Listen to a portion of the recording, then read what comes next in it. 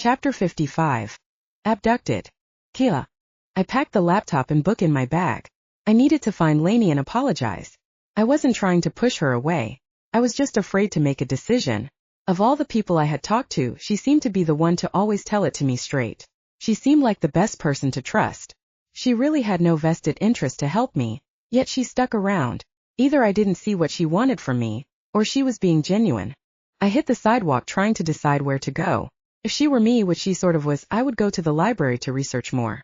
But she had been researching so much, and if it were me, I would go to a park and find some nature. So I headed west to the park where I had summoned her. It was either that one or the small one with the playground, but there were too many people there for me to feel comfortable. I would try that one next if I couldn't find her. The park I was headed was big and full of trees, but I hoped if I stuck around long enough I would run into her. I had to let her know I was on her side, that we could do this together. I just hoped I could be of some use to her. Halfway there I felt eyes on me. I should be used to that by now. It was usually Remy. He was probably keeping tabs on me for Mother, or maybe it was the darkness. I just didn't know anymore. And I really should start calling her Isabel. Old habits die hard, isn't that what they say? I ducked my head down and went about my business. If he wanted to watch me, let him. It wasn't like I had anything to talk to him about anyway. A man in a leather biker jacket blocked my path. I assumed he did it because some people were just rude, or talking on their cell phones and not paying attention. I went to dodge around him, but apparently I had made a vital mistake, one of many in my lifetime. He gripped me around the arm, spun me, then locked me in a sleeper hold. I choked and sputtered, but couldn't get enough air. My eyesight went dark and my body went limp as I fell unconscious. I came to. People were talking around me. My neck ached as my head hung. I wanted to move it, but I didn't want them to know I was awake. You can't just leave her here. What if Isabel doesn't come? A man's voice asked. Then I will siphon power out of her myself. That voice I recognized. That was the voice of my biological father. He stepped towards me. He laid a finger under my chin and lifted my head. I knew you were awake. I could feel your energy change. Mate. Where is she? He asked. Who? There was so many she's he could be asking about right now. I literally didn't know which one. Isabel. I knew at the moment she sacrificed Mila. Where is she? I don't know. Don't give me that. I know Isabel is pulling the strings here. Tell me where she is. I told you I don't know. She only comes to me in my dreams. He narrowed his eyes at me while he studied my face. You did it. Her energy is all over you. You killed her. I looked away, but he pulled my chin back to him. You're working with Isabel. He walked away angrily. He balled and unballed his fists as he stomped around in a circle. He stopped and turned to me. His blue eyes burned. I should have killed your mother when I had the chance. I should have taken you and your sister out before you were born. Now you've taken my sweet Mila. I didn't mean to. I was tricked. I loved her like she was my sister. She was your sister. Tears started to well in my eyes. I know. Promise. I didn't know what I was doing. Isabel said it would expel the darkness from her. There was no darkness in Mila. But she was possessed. You saw it, she wasn't right. My voice was starting to creak. He paused. Even if she was, how could you be so stupid? What did you even do with her soul? What do you need with that much power? I froze. I couldn't tell him about Lanie. I didn't know enough about this to come up with a plausible lie. I don't know. I whispered. I don't know what that spell was. Mother made me do it. My voice rose to a high-pitched whine. That was not what Mate wanted to hear. He slapped me. My face jolted to the side. Immediately, intense heat flooded where his hand made contact. Tears sprung to my eyes. I'd never been in a fight before, but I imagine this adrenaline surge was a taste of what it felt like to get into one. My head hung. I didn't dare look up, that would just make the tears flow. I'm sorry, he whispered. Save it. I don't want to hear your excuses. You're useless, Mate stormed. He turned to one of his henchmen. Lock her up in the back room until I decide what to do with her. One of the huge men stepped forward. He untied me and lifted me by my arm to my feet. Everything inside of me wanted to fight him, but I knew it was a lost cause. I let him propel me to the back room and lock me inside. It wasn't like I had much of choice in the matter. Once inside, I sank down to the door until my butt hit the cold concrete floor. My arms already ached from being tied behind my back. The tears rolled freely down my cheeks, but I wasn't sobbing. Remy, I whispered. Nothing happened. I cleared my mind and pictured him. Remy. I waited. I repeated it, but still nothing happened. I let my head fall back against the door with a sigh. I cleared my mind again. Angie. Nothing happened. Come on, Angie. I know you can't interfere, but I could really use some help. Still nothing happened. I wiped the tears from my face with my shoulder. I needed to do something. I couldn't just sit here and rot away. I stood using the door to balance. The room was full of kegs, boxes of beer, and other sorts of bar-type items. I found a box cutter on the edge of a shelf. I'm guessing they didn't usually lock people up in here, or else they wouldn't have left something so handy. I used it to cut the bindings on my wrists. I shook out my hands. I'd always seen it in movies, but I didn't realize how uncomfortable it would make my wrists and shoulders. I rattled the door, but it was solid and locked tight. The room contained no windows, only a couple of fluorescents for light. I was surprised the electrical box wasn't in this room either. They must have had multiple storage rooms. I needed to find Lanie. I racked my brain. How could I get out of here? The floor was concrete, the walls were cinder block, and the ceiling was solid. Neither of my guardians were listening either. I wanted to just sit down and mope. What could I do? I lifted my head. I had it. This would be the perfect time to experiment. What could go wrong? I took the box cutter and stabbed the end of my finger. The blood swelled up from the skin. I smeared my hand across the floor and started to draw. Chapter 56, Tai Chi. Lanie. I stormed out of the apartment. Kira was so irritating. She was naive and dumb and so smart. I was jealous. I knew it. I hated that she could look at all those crazy things in that book and actually figure out what they meant. My fury pressed on. My mind continued to attack her. She was broke, had tiny apartment and loads of debt. She was soft, although my body felt weak from lack of use. She was sensitive and trusting. She was all the worst parts. Well, except that brain. I could see why Isabel separated that. If I had her brain, I would have figured out her deal way before she tried to kill me. My mind sat on the word separated for a minute. It really was like the Pandora story. Kira was all the parts locked away from me. I stomped forward faster. Whatever. If I could figure out how to combine our power, then we might be able to fight this darkness. We might be able to put Isabel down for good. Who was I kidding? I wasn't going to be able to figure this out. All I could do was put the information in front of Kira. That's why I left the book. Hopefully she wasn't dumb enough to run back to Isabel with it. If she was, then there was no point anyway. Without her, the book was useless. I already got all I could out of it. I found the park. I think it was actually the park we were at 2 nights before. I wandered until I found a nice clearing. There were a few people far off, but mostly I was alone. I plugged in the pink phone I'd found in Mila's backpack. I picked a playlist, then I started with Tai Chi. I moved through the positions slowly, trying to clear my mind. My body was sluggish and big. My muscles were loose. I increased the movements and tried a flip. My balance was off and it was a wreck. I cursed, then pushed my mind to clear it again. This was still my body. It still knew how to do these things, it was just a little run down. The light faded into nighttime. My movements became swifter. I was starting to get used to the new size and shape of my body. My mind sharpened with every movement. My mind began to work. It drifted to the story of Pandora. There was something about it that had me stuck. If Kira was all my bad things locked away, then was she even my twin? I continued the movements. My mind locked on the Emporium. To me it seemed like only days ago, and yet it also felt like forever. When my body rejoined my soul, it created this dual sense of time. I remembered the man that ran away from me after calling me a fracture. Like a fractured soul. Wait. Someone else had said that before too. Who was it? The term half-solid piece of dirt drifted into my mind, followed by a beautiful face with hard eyes. Karma, I whispered aloud. My movements faltered, but my mind continued to race. A few glimpses of memory hit me, something about a shiny white sword. That wasn't important right now. What was important, I was half a soul. Something about that hit me hard. My knees shook. I wasn't even a full person. I was half. I was partial. I was missing something. Anger flared up. And jealousy. I was jealous of Kira for having the brains. She had what was mine. Wait, no. That wasn't it. She was me. She was my other half, not my twin, not my sister, she was me. I stood froze. I felt like my brain couldn't contain any more thoughts. I feel like I couldn't function. It was just too big. Lanie. A deep voice knocked me out of it. I paused, then turned slowly. A tall man with bulging muscles and golden hair stood behind me. He looked familiar but older than when I knew him. I eyed him up and down. Adulthood looked good on him. His blue jeans fit well and his white shirt clung to his jacked frame. Some deep part of me squeezed in excitement. Angandriel. Kira needs your help. I blinked. Kira, the other me. I crossed my arms. He probably knew. Remy probably knew. My anger bubbled up, but I pushed it back down. It was probably better if I didn't let them know I knew yet. I see you ditched the shiny armor dress, I said. He just stared at me. Kira. Why don't you go save her? I can't get involved. Yeah, that's an old one.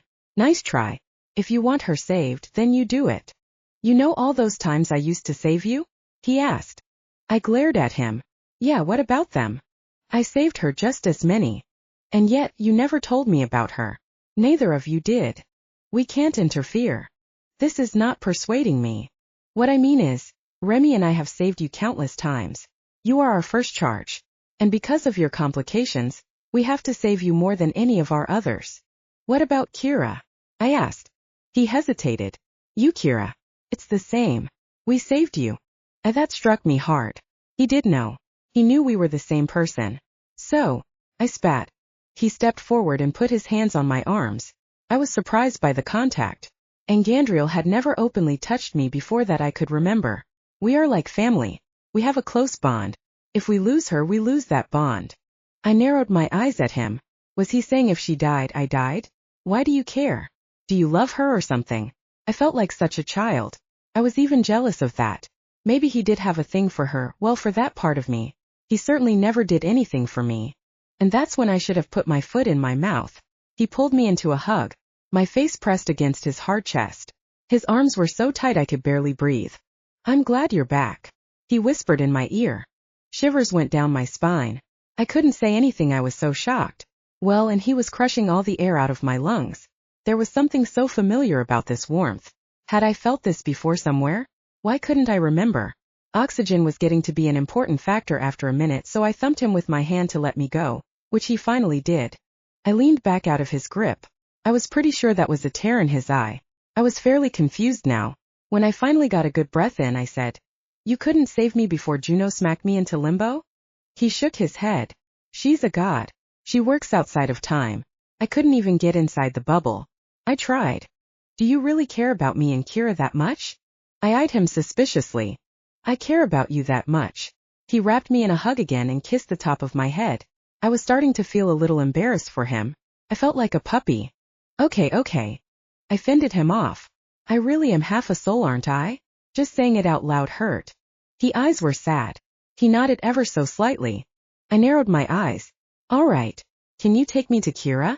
Or do I have to find her myself? Your real father has her. Mate? Why? Because she killed Mila. Wait, Mila our half-sister? Oh shit. He must be pissed. I walked around in a circle as I thought. Can you just pop me in there? He shook his head. It's interfering. What's so bad about interfering? I don't get it. Why can't you just interfere? Remy does all the time. Remy knows the consequences and has served them. I don't want to go back there. Where? Hell? Aren't you an angel? It doesn't work like that. How does it work then? If I help you, they pull me back. I am punished for years and then they send me back in. What kind of punishment? I know time works differently in different realms, so wouldn't the benefit of, saving a life be worth a couple years of punishment? His eyes turned haunted. No. The look on his face made me pause. It must be really bad. It made me wonder what happened to them in punishment. I remembered Remy had said something about it being like Dante's Inferno. Just the look on Engandriel's face made me shiver. All right, I'll take your word for it. Pressed on. So where is old daddy at? I think I should pay him a visit. Chapter 57 Demon. Kila. I finished drawing the circle in blood. I added a delta for the power transference, then placed the rune for connecting to the demon realm.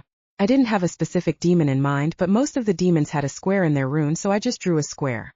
The whole thing looked very empty, but I was getting a little woozy from lack of blood. I set some beers in the circle, then stood at the circle's edge. I, Kira Hatfield, summon a demon. I paused. It sounded so absurd, but that is exactly what I wanted. Any demon. I can give you a bit of my energy and free reign on the earth for. I paused and thought. 10 minutes. I offer up alcohol for your delight. Please, I beg you, grant me your presence. I will let you drink beer and wreak havoc on this bar. For a moment, nothing happened, then the drying brown blood flared green. Yellow smoke billowed up from the floor. The smoke formed a figure, then it popped into existence as a solid form. The demon was huge. His skin was orange with giant gray horns and spikes sticking out of all over. He held a giant maul. I heard there was a party, the demon's voice boomed. I nodded. I couldn't quite find my voice.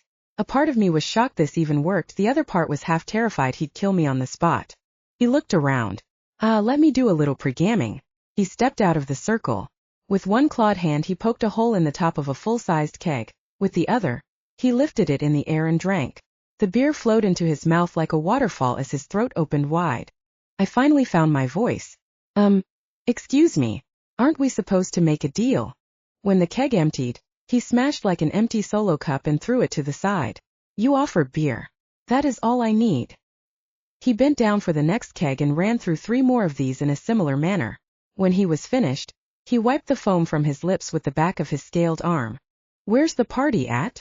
He bellowed. I clasped my hands to my ears. When he looked at me for the answer, I pointed to the door. Through there. Awesome.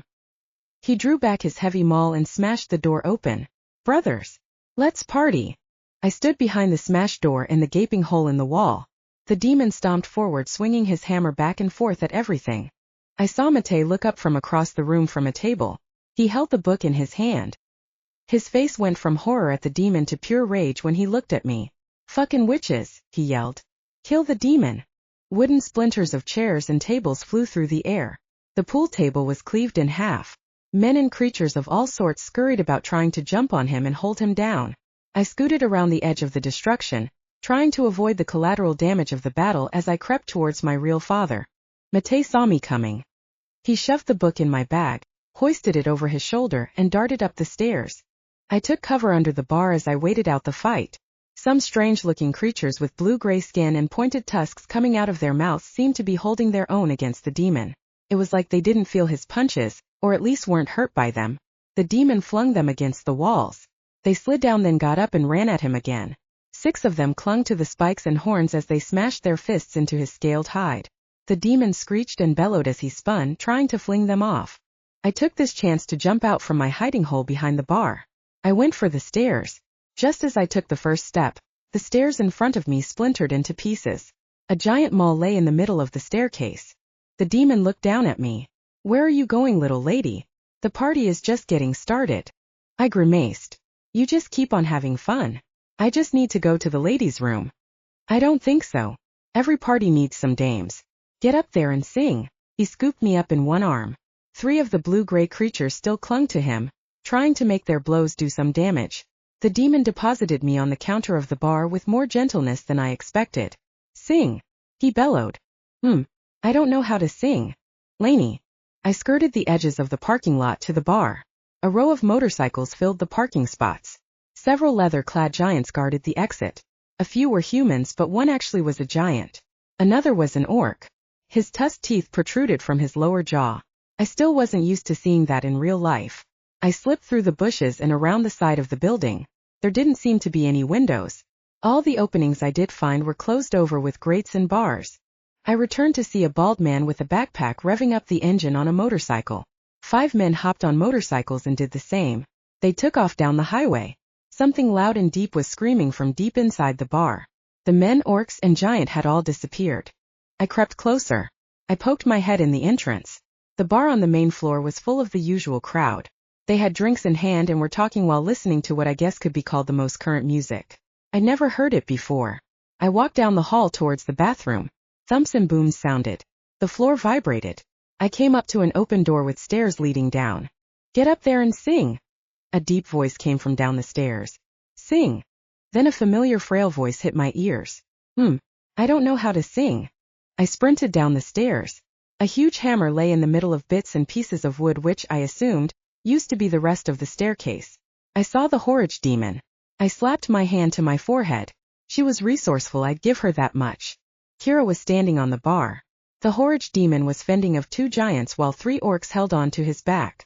They were stabbing his with knives, kicking, hitting, and pounding him with wood. None of that was going to work. The demon was clearly drunk, which meant he was practically invincible and didn't feel a thing. He was about to turn on Kira though if she did start meeting his demands. I don't know what to sing. I can't really, she was mumbling. Her eyes never left the demon. The demon's eyes never left Kira. even as the other creatures wailed on him. What do you mean? It's a party. Music. You must sing. He bellowed. Somewhere deep inside I summoned up some fitting lyrics to a song that used to play on the radio. My voice came out quiet at first, then started to find the rhythm and became clearer. I'm coming up so you better get this party started. I'm coming up so you better get this party started. Kira's panic eyes found mine. I nodded, trying to encourage her to sing. Maybe she didn't know the words. Get this party started on a Saturday night. Everybody's waiting for me to arrive. Kira's lips moved along with mine. Yes, that's it. Music. The demon bellowed. He surged forward, knocking two giants to the floor. He picked me up off the stairs with his demon claws and set me down on the counter next to Kira. I gave her a wink as I continued on with the upbeat song. Sending out the message to all of my friends, we'll be looking flashy in my Mercedes-Benz. I started clapping to the beat and dancing on the counter. Kira tried to mimic me but had no rhythm and no moves. I couldn't help but laugh. My lips kept singing the song as the demon smashed around with his retrieved hammer. One by one the orcs, giants, and humans fell. By the end of the song, the horrid demon stood in the middle of the bar area surrounded by his destruction. More. He turned raging yellow eyes on us. What does he want? Kira asked as she jumped out of the way. I danced off the counter as the hammer came down in the middle, it leaving a body-sized hole where I had just been standing. To party. How do we get him to stop? Kira said from across the room while she dodged a body slam. Did you give it a time limit? 10 minutes. Then we have to wait it out. I spun and darted to the left as I stayed of the demon's radar. He was going straight for Kira. She tried to move but her body was so slow. It was painful to watch. The demon smashed a table. The leg of it spun in her direction, knocking her to the floor. He stomped forward, raising his hammer to smash her. She looked up at him with frightened eyes. Those gray eyes, my eyes, frantically searched for me. I had to do something before my twin was smashed. A song popped into my head from earlier today. I just hoped it would work. I met you in the dark, you lit me up, I sang. You made me feel as though I was enough. We danced the night away, we drank too much. The demon swayed. He forgot his target. I stepped forward, continuing the song. When you looked over your shoulder for a minute, I forget that I'm older. I closed the distance between me and the demon.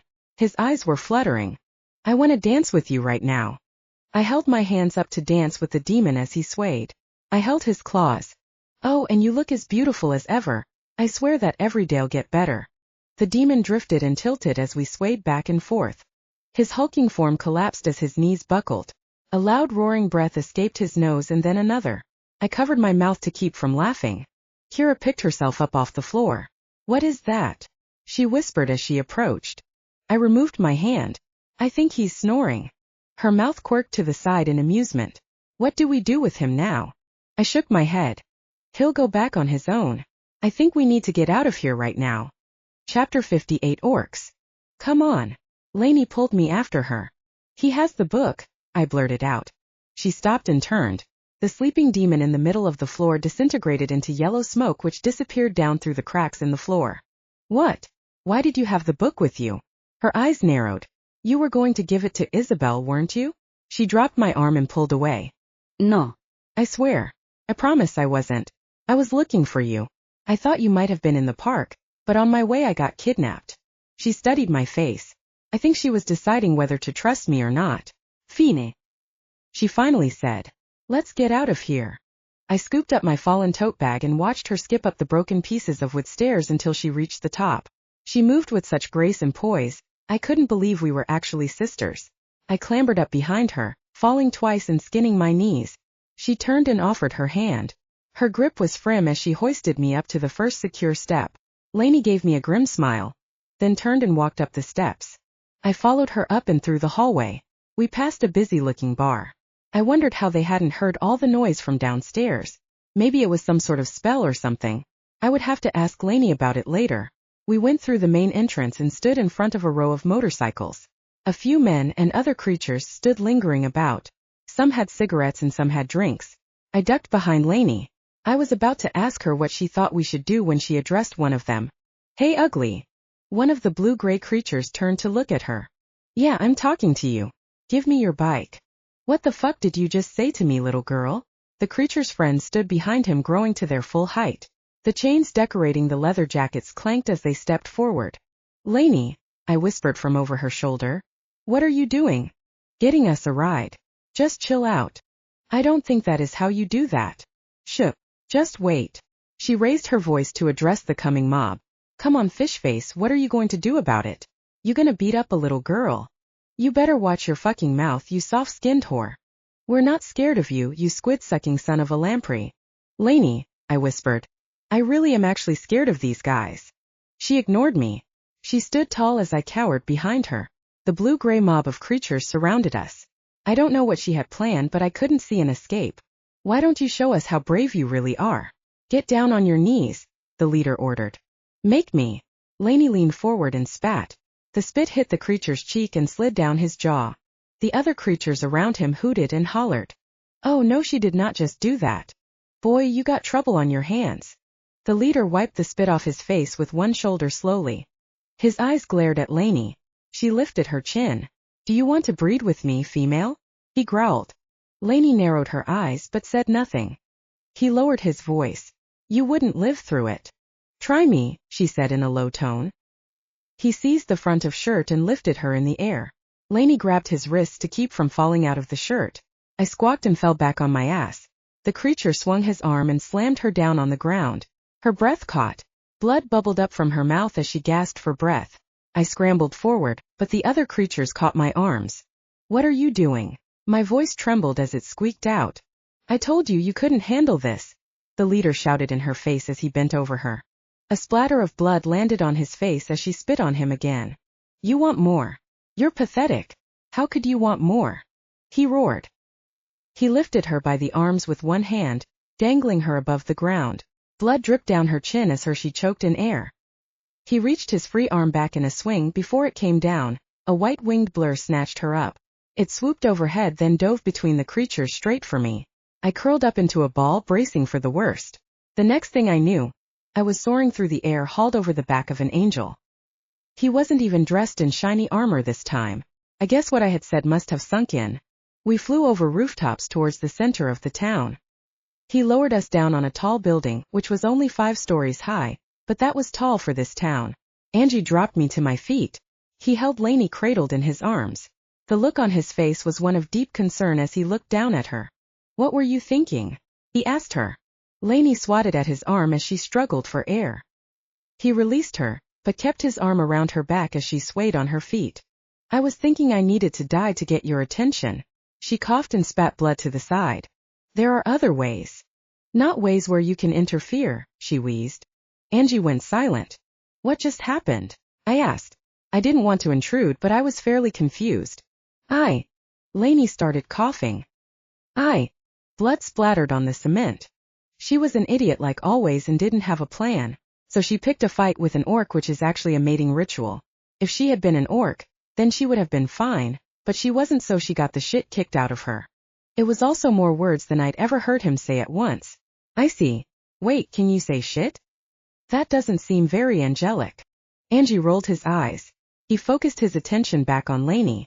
Can you suck it up? Matei is about to do a summoning. You need to hurry. What? I asked with exasperation. Both of them ignored me. I figured. He has the book. Angie's hand came out to Lanie's chin. He wiped a smear of blood away with his thumb. Happy birthday, he whispered, looking between the both of us. I am sorry, it can't really be a happy one. You need to combine your soul by tonight. Lanie pushed his hand aside. Whatever. She looked angry. Your soul? Whose soul? I asked. Lanie grabbed my arm. Come on, Kira. We have stuff to do. I think it's time we met with our father. I shot one more look back at Angie as Lanie hauled me away. I had a feeling Lanie knew something I didn't, and whatever it wasn't good news. Chapter 59. Mila. Lanie wouldn't say any more about the souls. She just marched us along in silence. By the time Lanie and I made it to the park, it was the wee hours of the morning. There was a chill to the air. I wasn't sure if that was because it was dark, or because I was dreading what we would find in the park. We stood at its edge. There was a playground, tennis courts, and a huge field for soccer. The trees lined the edge of the improved areas, which led to the nexus point.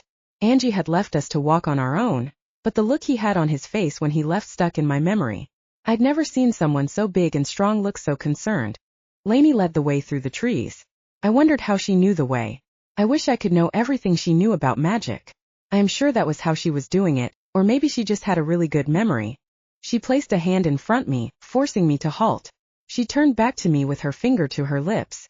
I held my breath and listened. I could hear a voice. It sounded like Mate. He was talking with someone. Was it Remy?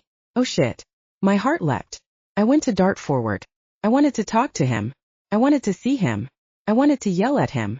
Lanie frowned. She held me in place by the collar of my shirt. She eased her hand on my shirt as she took a few steps forward.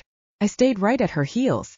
My eyes searched the dark forest, trying hard to stay upright as I tottered through the path. Lanie shot me a dirty look as she watched me stumble. What's wrong with you? Vertigo, I whispered. I don't have any balance if I can't see. She narrowed her eyes then continued on. I felt like I was disappointing her, but there was nothing I could do about it. I stumbled after her as fast as I could, but also as careful as I could. I wasn't trying to draw attention to us. A green glow came from up ahead. We must have been too late. Lanie started running. She stopped at one of the trees to the circle and peered around it. I came up behind her a moment later. Mate stood at the edge of the circle speaking in Russian. His arms were held high. The book lay open on the ground next to him. Green light illuminated the runes etched into the ground. From what I could tell, it was a summoning circle, but not quite like the one I had used. There were 3 deltas. The runes were complex and linked together, and there were so many items on the ground. I saw swords, staffs, plants, jewels, jars of liquids and gases. I wasn't sure what this was all about, but mostly I was confused at how Mate was able to get all of this set up so quickly. My eyes jumped to Remy. He stood with his hands in the pockets of his leather jacket. His face was stoic. He must have been the one to set this up. His eyes turned to me and then to Lanie. A brief look of longing graced his eyes before his face turned expressionless. I squeezed Lanie's shoulder and nodded in his direction. Her frown deepened. Anger flashed in her eyes. Mate finished his incantation. The green light flared. A dark cloud rushed past us through all the trees surrounding the circle. It swirled, blotting out most of the green light. The spiral of cloud twisted in the center, slowly solidifying into a female figure. I didn't realize I was holding my breath until I let it out. Can we do anything to stop it? I asked in a whisper. Lanie shook her head. It's too late. If it was a demon I could offer a trade, but I have nothing to offer. This is some sort of soul summoning, I think. Soul summoning? Like Mother's soul. Lanie shrugged. Our eyes stared back as the darkness ebbed. My mouth hung open as the figure faded into view. The bright blonde hair. The small physique. Mila, he whispered. Lanie gripped my shoulder tightly as I tried to run past her. Wait. I tried to pull away, but her hands were like iron. Remy's eyes flickered to us and back to Mila. Daddy. Mila shrieked. Daddy, I was so cold and it was so dark. Where was I? Her voice was childlike and innocent. She stood naked in the center of the circle, shivering and trying to cover herself. Mate stepped forward. He wrapped her in a silk dress that tied in the front. It seemed he had been prepared for this. I finally broke loose of Lanie's grip. Lanie's hand caught on my tote bag as I slipped from her. As I ran forward, I heard Lanie curse, but I didn't care. Mila was alive. I hadn't killed her. My heart felt free. I dove into the circle of trees straight for her. Mila laughed. The noise filled my heart with joy. She was back. She jumped up and down as I closed the distance. My arms wrapped around her as we embraced. Mila, I am so glad you're okay. I thought you were dead. Mila released me and stepped back. Dead? What do you mean? I feel fine. She smiled warmly. Mate frowned at me. What are you doing here? I didn't answer him. I kept my attention focused on Mila. She smiled at me. Her hand came out and rested on my cheek. It's okay, Kira. You thought you were helping. I nodded silently. Tears sprung to my eyes. I didn't mean to sacrifice her, I really didn't. I was just so happy she was okay. Mila wiped a tear from my eye. How about we get out of this dark place? She turned to Mate. Kira didn't mean to kill me. It's okay, Daddy, she's like family. Mate gave me a stern look. She is family, he grumbled. Mila turned to him with her head cocked to the side. She's your half-sister. A big smile grew on her face. What? This makes total sense. I knew we were connected. She jumped up and down while she clapped her hands together. It was such a Mila thing to do, my heart leapt. She was back. She was herself again. Mila held her hand out to me. Come on, sister, let's get out of here. I feel a road trip coming on. I grasped her hand. I was so happy she was back. And then she looked past me. I followed her gaze. It was leveled on Lanie, who had stepped out around the trees. You can't have my sister, she said, her voice low and dangerous. Mila laughed. It wasn't the joyous bubbly laughter either. It crackled in a high pitch which had me whipping my head around to stare at her. Her smile went too wide with too many teeth. My heart went cold. I had made a grave mistake yet again. Elena, it's so nice of you to join us. Her voice reverberated deeper than it should and with an echo. I tried to pull away, but her grip tightened on my hand. Give me back my sister. You mean our sister, Mila corrected, pulling me around to her side. My eyes darted to Matej. His eyes were filling with dark clouds. His body started moving jerkily towards Lanie like he was being moved on strings. I looked towards Remy. His face remained passive as he watched. I raised my eyebrows at him and then looked between him and Lanie a few times, hoping he would give in to my pleading. I mean my sister, Lanie said, menace dripping from her voice. One of her hands stayed behind her back as she took a few steps forward. She looked to have something in it. I couldn't fathom what weapon she could have gotten in this short amount of time. Mila laughed again with that ear-piercing cackle. You are pathetic. You always have been. Don't mock me, Isabel, Lanie snapped. Mila continued to laugh. And you were never the brightest. Dark clouds billowed behind her. I could feel that cold tingling sensation crawling up my legs. The cloud lashed out towards Lanie. She jumped to the side. I tried to pull against Mila, but I couldn't move. My legs were rooted in place. Mila's eyes filled with the same dark clouds. She left me as she charged at Lanie. Lanie struck with the black knife from my purse. Mila dodged to the side. Lanie's hand extended towards her. Shift! She yelled. The wind picked up, throwing Mila through the air. Lanie dashed towards her, striking with the knife. The dark clouds pressed in towards her. Lanie pressed both hands in front of her. Wall! The knife fell from her hand. Her eyes squeezed shut in concentration. A shield of wind barred the darkness from overwhelming her. Mila spun through the dark clouds, popping out on the side of the wind wall. Her arm came out in a karate chop, aiming for Lanie's windpipe. Lanie jumped back but still took some of the force. The wind faltered. Lanie held up her hands to hold it off. Her lips worked but no sounds came out. No! I screamed. My mind worked frantically. There was nothing I could do. I couldn't move. I didn't have any power. I could do anything with the summoning circle. My lips moved as they always did when I was desperate. I put sound behind them. Remy! I screamed. Remy, save her, please. Please save my sister. I couldn't see him through the dark clouds. All I could do was hope he would break whatever spell Mila/Isabel had on him. Lanie's hands shook as the wind wall failed. Mila stood above her reed to strike with the dark knife. The dark clouds descended on Lanie. Please, Remy. Please save her. I begged. The clouds faded. Mila stood with the knife in her hand, looking angry.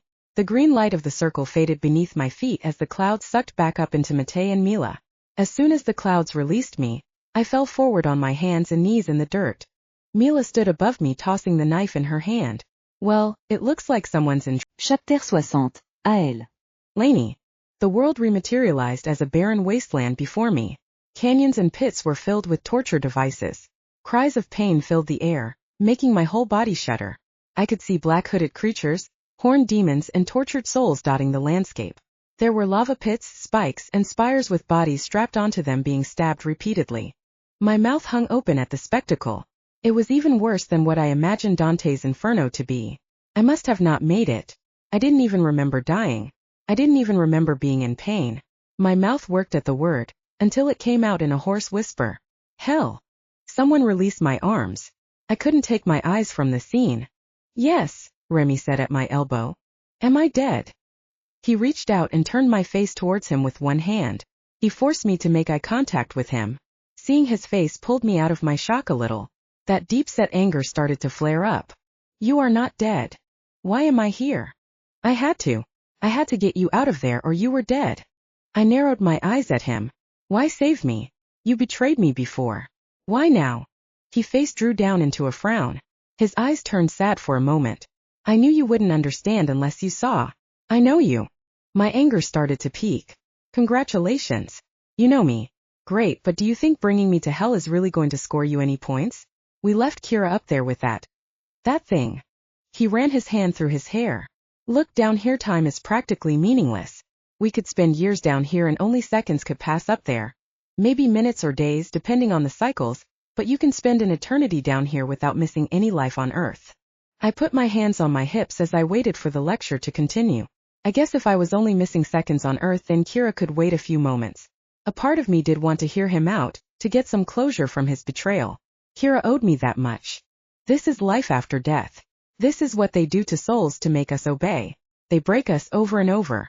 They break our minds and our wills. Tears welled in his eyes along with deep pits of pain. I wanted to comfort him. I was still angry, but my heart still wanted him. I managed to hold my ground. I risked this deal your mother offered so I could be free of this. He pointed around to the desolate landscape. I want to make my own choices. What's the point? You're just going to die again. No, I would live. I would live life. I would have a second chance and make the most of it instead of wasting it. If I could live again, I wouldn't make the wrong choices. I could grow up, have a family, fall in love. I could actually have a chance. My eyebrows furrowed in thought. How old were you when you died? He shook his head. 17. And you ended up a demon? I used to run drugs for a gang. I killed my father for attacking my mother when I was 12. I got addicted to heroin and died of an overdose. That life was such a waste. But I got to see my charges have different lives. I wanted to live with them. I just want to start over. I wanted. His words died on his lips as he looked at me. I waited. When he didn't continue, I said, "You were jealous of them." He nodded. "You couldn't just be happy for them and help them through their lives?" I recalled the conversation I overheard between him and Isabel. "Instead, you made a deal with my mother and dropped out completely. They're not your charges anymore, are they? You just let them die. They went to the light. You are so selfish. How could you do that? They were going to die anyways. You couldn't wait until the end of their life to do that? Let them live before you take away their chance." "No, I would have missed." "Missed what? You're in such a hurry that you got 200 charges killed? What could be that important to you?" "You," he whispered. I stared at him. "I would have missed being with you. I wanted to have a life with you. I have been down here in hell for decades, maybe hundreds of years. I have encountered countless souls, first when I was one being tortured and then when I had to do the torturing, but you, Lanie, you are so unique. I wanted to be with you no matter what it took." I crossed my arms. That kind of life is not worth the sacrifice of so many souls. My mind mulled over how he had said both our names. Remy knew it too. They weren't both our names, they were both my names. I gritted my teeth in frustration. I hated I was only half a soul. "Lanie, please understand me. I want to be with you. Everything I do to be with you. Even let me die." Isabel almost killed me just now. She's wearing Mila like a suit. "Look, things are complicated. Isabel owns my contract. There are certain things I can't say or do." "Isa." "Like saving me." "Well, yes, but your other half begged me. I couldn't ignore you." His eyes pleaded with me.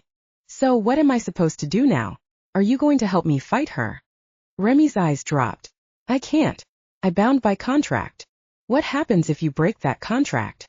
"She releases me and I come back here to serve my punishment." His eyes went wild. He dropped on his knees in front of me. Please, please, I can't do that again." I took a step back in surprise. "What do you want from me then?" "Do the binding spell. Join your soul." I looked down at him. My insides twisted. I was finding it hard to trust him, but maybe it was the idea of binding with Kira. I would lose myself. I wouldn't be me anymore, I would be her. Why? It's the only way to be strong enough. If you can combine with Kira, then you can become powerful enough to take over my contract. You have the book. All you have to do is the spell. And somehow get to Kira and get her to agree. "She's you," Remy said. "Just trust yourself." He rose to his feet. "Fine, get me out of here. One more thing." His eyes shifted away. I crossed my arms. "What now?" "You're going to need help. I'm bound by contract to Isabel, so I can't be reliable up there."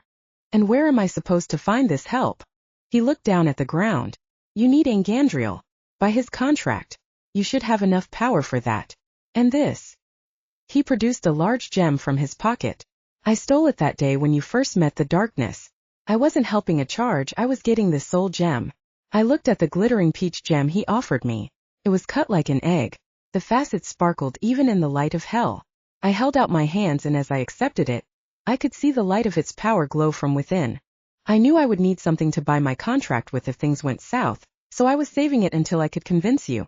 But my contract is too high now and well. Engandriel deserves better masters. I looked from the soul gem up to him. I couldn't believe this sacrifice. This was his way out and he was just giving it away. I'll take you to heaven. Time ticks even slower up there. He can bring you back to get your other self. He took a step closer to me. My anger was dying on the spot. He really didn't mean to betray me. Isabel had forced him. I was still angry, but I could also see it from his point of view. I didn't step back this time. He tilted his head down and lifted my chin with one hand. I'm sorry, he whispered. I'm sorry for betraying you. I'm sorry for not being able to save you from the darkness, from your mother, or from Juno. A tear trickled down his cheek. His sweet musky scent along with that campfire smell was filling me, and the sadness on his face was weakening my heart. I set my hand on his chest, then grabbed his t-shirt and pulled him to me. I pressed my lips to his. This time I was ready, not like I knew what I was doing, but I was ready. I slipped my tongue in his mouth just like I had seen in movies and read in books. It was fantastic. His tongue was soft and textured as it worked over mine. He felt amazing. His lips sucked and kissed. I followed the motion of his mouth and pressed for more. His hands came up around me, pressing me against his body. Footsteps came from behind us. He pulled his mouth away only a centimeter. Hold still, he whispered. I stilled. The cold of teleportation washed over me. The landscape turned to dark empty space and then after a moment to pure white. Remy's hand still held me close. I looked up into his eyes. I wasn't ready for this to be over yet. I really am sorry, he whispered. He pressed another kiss to my lips then pulled away from me. I reached out towards him but disintegrated and his shadows disappeared. Chapter 61. Oh, thank heaven. I stared around the white expanse for a minute. My heart still beat fast. My mind kept replaying Remy's kiss. The more I stared, the more things started to take shape. There were desks in the distance with people dressed in white at them. When I finally got my emotions under control, I started walking towards them. It felt like I walked a mile before I stood in front of the first desk. How can I help you? The person asked. He looked human. I would like to buy a contract. What is the nature of the contract? He asked. He's an angel.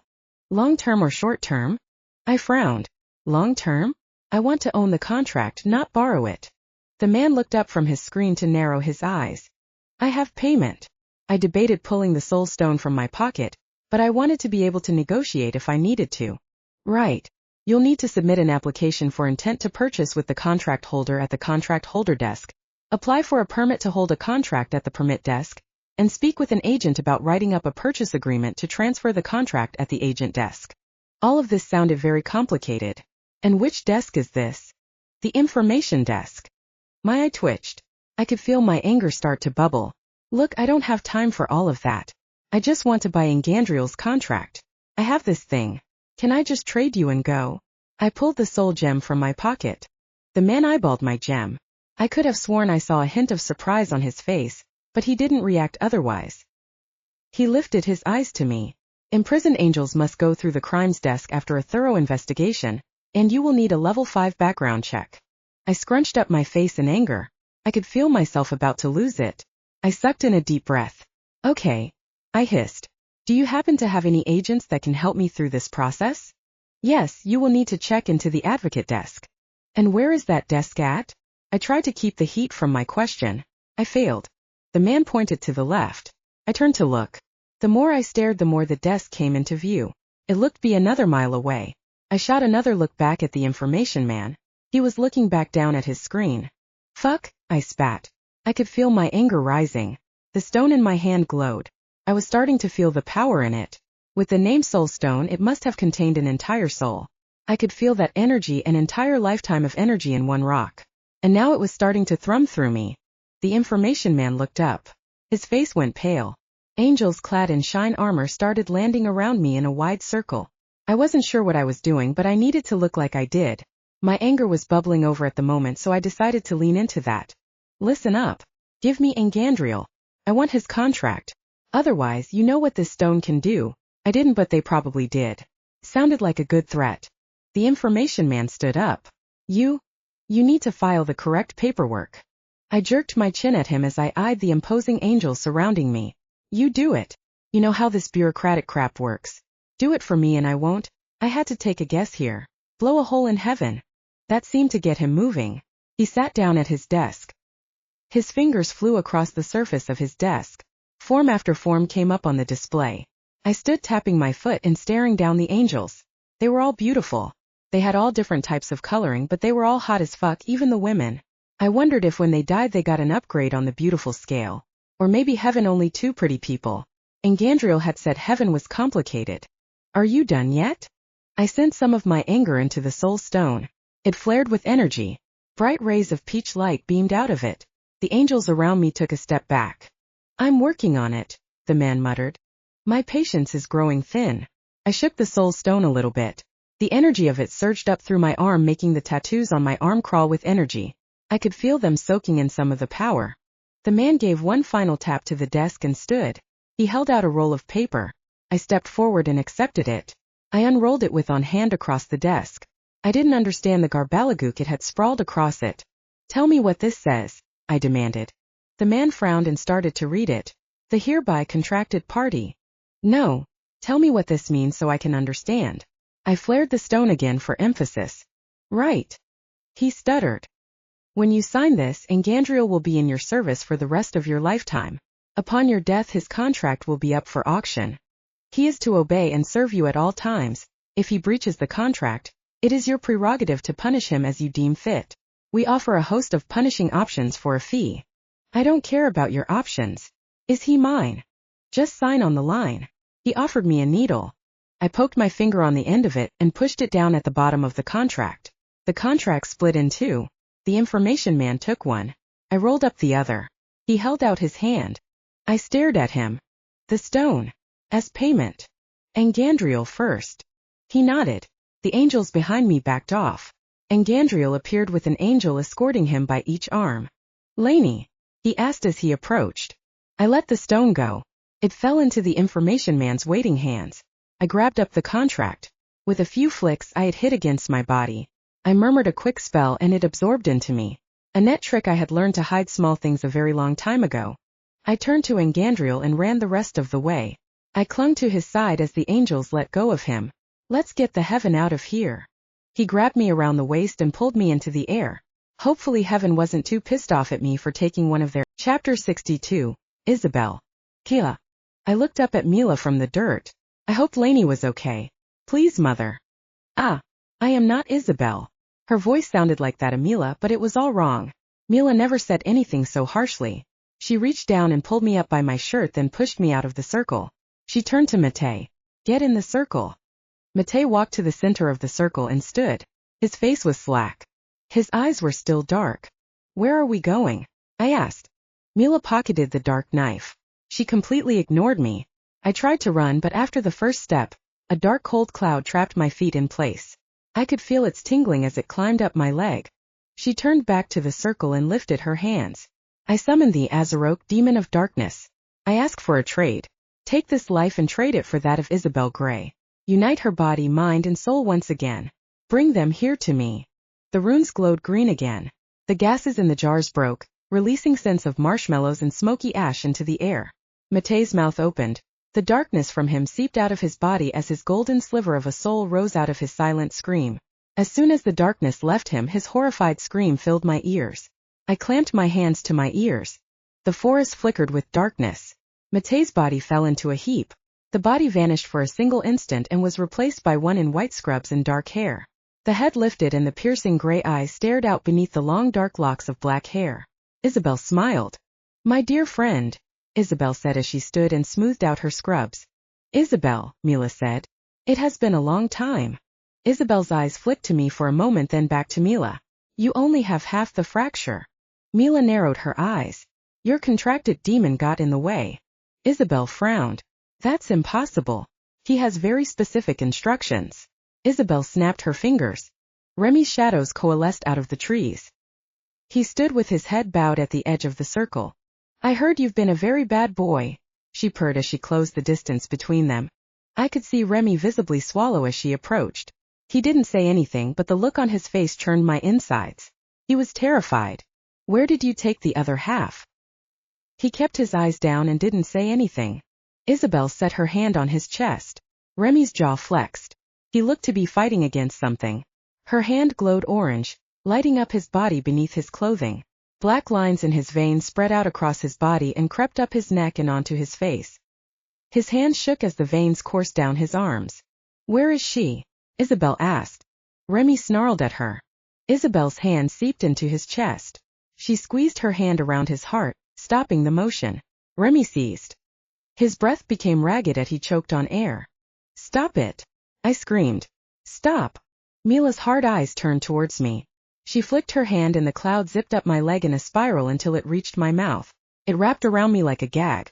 The cold tingling sensation is uncomfortable, but I could move. I was frozen to the spot. I was frozen watching my mother torture Remy. Any compassion or trust one had in her was completely gone. Isabel had Remy lifted in the air by his heart. "Tell me where Lanie is," she hissed. Remy's mouth worked. Isabel dropped him. He fell to the ground in an ungraceful heap. Isabel stared down at him with her hands on her hips as she waited for his response.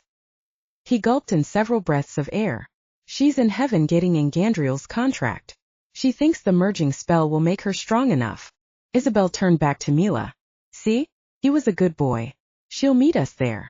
Mila narrowed her eyes. "I still don't trust him." Isabel looked down at Remy. "I paid good money for him. I always get my money's worth. Isn't that right, Remy?" He stayed on the ground. When Isabel turned back to Mila, he lifted his eyes to me. What I saw was in his eyes killed me. I could feel my heart break for him. By the look on his face, he had just told Isabel the truth. Isabel stepped in close to Mila. Mila waved her fingers and the dark cloud around me wrapped around my middle, pulling me after them. Isabel snapped her and Remy's shadows coalesced next to her as they walked out of the circle of trees. "Where are we going?" I asked. Mila waved her hand again. The dark cloud wrapped around my mouth once again. Once we reached the outer edge of the forest, the sun was just rising over the edge of the horizon. Mila looked out over it and I was pretty sure the look on her face was disgust. She snapped her fingers. The dark clouds bubbled up from the ground and engulfed us. My balance wavered. I felt like I was falling apart as I fell, but I never hit the ground. I felt like I was air itself for a while, but I still tried to struggle and flail against it. It lasted for a very long time. My mind couldn't focus. I felt completely sick. Finally I was solid again. The darkness cleared. I immediately fell to my hands and knees and heaved up anything that may have been in my stomach. My vision swirled and I couldn't even keep my balance while I was bent over like this. I couldn't see past my dizziness, but I could hear Mila and Isabel walking around. "Remy, acquire the gems and incense," Isabel snapped. "This didn't work last time," Mila said. "Last time we weren't such good friends." Isabel's footsteps stopped. "Where are the others? Since you have been away, we have less of a following. But I am bringing the loyal ones closer as we speak." In this distance I heard some very unusual singing getting louder.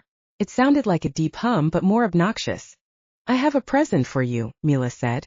"This should make the difference this time." I collapsed all the way down on the ground. I strained to see what it was they were exchanging, but my vision wouldn't solidify. My insides still tried to turn themselves inside out. "Where did you get this?" Isabel asked. "One of your fractures had it."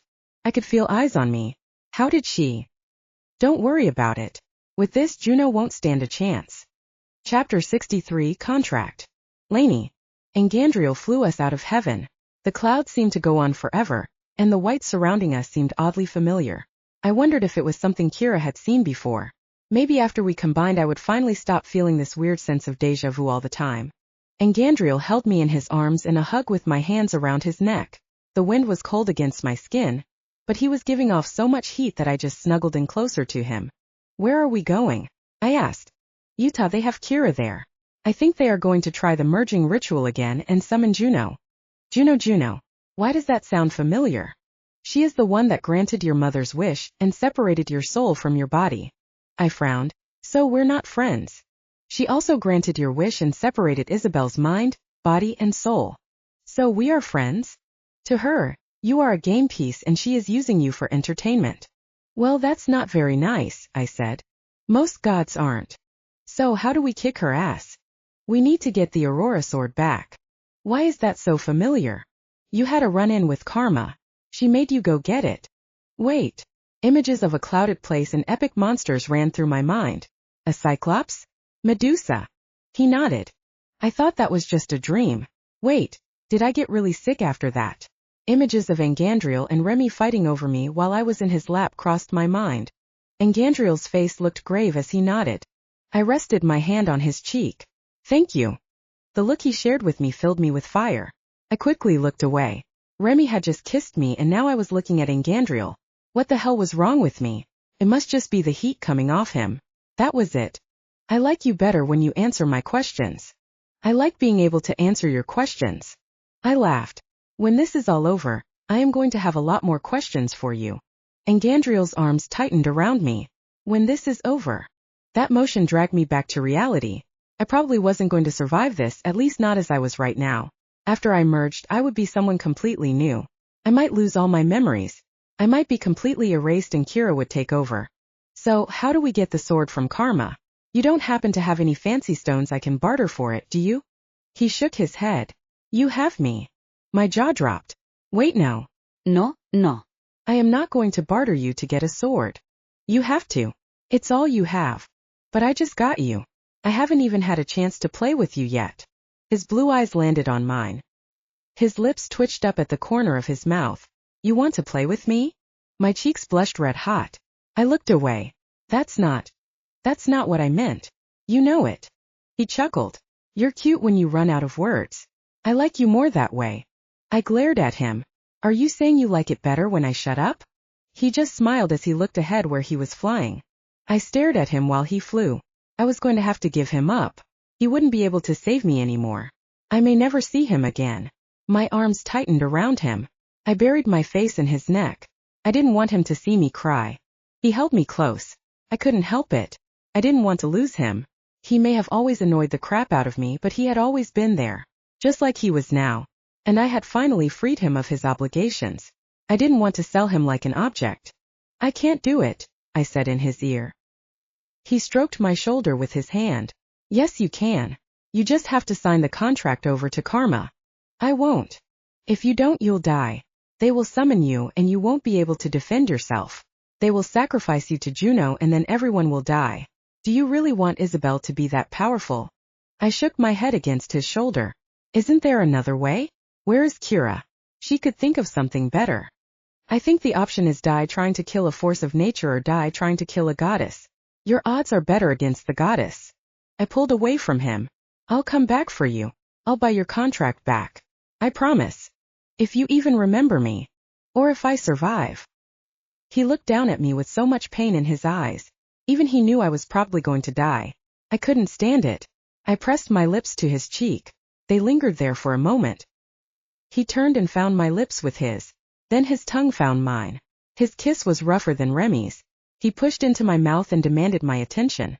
It was like he needed it as much as breathing. And now I needed it too. I kissed him back, moving my tongue over his with as much passion as he showed me. His hands moved down to my thighs, pulling my legs up around him. They settled on my ass as he held me against him. I could feel every breath he took and every movement of his hands on me as he ran them up down my ass and legs. I moved against him. I had no idea what I was doing, but everything felt so good. I loved how his body moved against mine. I wanted more of it. He groaned and pulled away. What? I asked. You're killing me, he whispered. I shot him a questioning look. He shook his head. You can't present me to Karma like this. He looked down briefly between us. My face turned redder. Oh, I'm sorry. Are we almost there? He kissed me on the forehead then nodded. He dropped down through the air into a forest. We landed in a circle of familiar-looking pines. My feet gently eased on the ground as he set me down. I was suddenly incredibly cold without his body pressing against mine. I don't want to do this, I said. You have to. I'm going to get you back. He pulled me in a hug then ducked his head down and kissed me once more.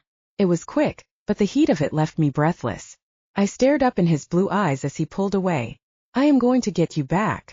His smile was forced. Just do it. Time is running out. My gaze lingered on him a bit longer.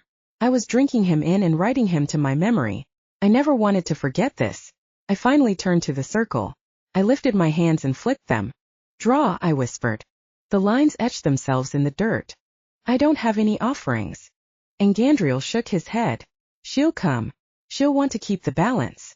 I didn't know what that meant, but he didn't respond to my questioning look. I raised my hands over my head. Karma, force of nature, I summon thee. I offer up an angel. Purple smoke poured from the ruins. Her hard eyes narrowed on me. An angel. Her eyes shifted to Engandriel. I offer you his contract in trade for the Aurora sword. She looked between the two of us. That's not enough. Engandriel stepped forward. Yes, it is. I had never heard so much heat in his voice. Was he angry? She stared him up and down. Well, she cocked her head to the side. He is pretty. I lifted my hand over the contract on my torso. Reveal, I whispered. The contract pulled off my skin. I held it out to her. She reached for it. I pulled it away, slightly opening up my other hand. Sword. Karma twisted her hand in the air. Purple smoke materialized into a small dagger. I looked to Engandriel. Is that it? He nodded. She let the dagger in my open hand. She grasped the contract with the other. She pulled, but I couldn't let go. It's only a deal if you let me have him. I'll be back for him. Her smile was evil. Oh, so this is a loan? I don't want the sword back. It's been more trouble than it's worth. Then I will find something you will want to trade. She ripped the contract out of my hand and walked away from me. Good luck with that. She turned and walked away from me. Her form disintegrated into purple smoke. I looked to Engandriel. His sad look etched into my mind as his form fell apart in purple smoke too. Chapter 64 Juno. I held the Aurora sword in my hand. There was something about it that felt right. Some of the memories of its rescue washed through my mind. It was like it was a part of me, it completed me somehow, at least this part of my soul. I wondered if I would feel the same when Kira and I merged. I pushed the thought aside. I needed to find Kira. We were in Utah again, and if Isabel was trying to summon Juno, she was probably at the major nexus point. My quickest path there was teleportation, so I'd have to try it. I tucked the sword into my jeans. It felt like it fit against me, almost like I had done with the contract. Remy, I said into the trees. Remy, I need a ride. Ibaita moment. The shadows solidified in front of me. Remy's face looked drawn. An orange ember buzzed around his head. Are you okay? Where's Angie? He asked. What? Engandriel? I looked back at the circle. He's not coming. Remy frowned. How are you going to defeat her? I shrugged. The golden light dived at him. He waved it off. I looked between him and it, then stepped back. The ember zipped around me. Remy lunged for my hand. His hand caught mine, then things go very cold. When light returned, I was standing in the center of the major nexus point. Rose bushes bloomed all around me. Remy's face was tight with anger. The golden ember zipped away, landing on Isabel's forehead, who was standing at the edge of the circle. It sunk into her head and disappeared. I'm sorry, Remy whispered. He squeezed my hand. I looked between Isabel and Remy. I know. We all have to do things we don't want. And now Kira, Isabel ordered. Remy disintegrated and then popped back, holding Kira in his arms. He dropped her at my feet and then popped back out of the circle to stand behind Isabel and Mila. Wait, Mila. I thought Isabel had taken over Mila. Then who was Mila? What's wrong with you? I asked. Vertigo, she whispered. I bent and pressed my thumb on her forehead. I sent a little power into her. Her mind felt like it was on a ship at sea. I tried to straighten it out with my power. She sighed in relief. I helped her to her feet. She clasped my hand and together we turned to face our mother. Do it, Isabel demanded. Summon Juno. It's a trap, she whispered. I know, but we have to do this. We can get through this together. I promise if it comes to it I will choose you. I promise. What do you? I squeezed her hands. I promise you will make it through this. What about you? I gave her a sad smile. Just saving Engandriel. Karma has him. What? No, Lanie, stop please. We've just found each other. Please. Her words died as the wind rose. Happy 21st birthday to us, I said.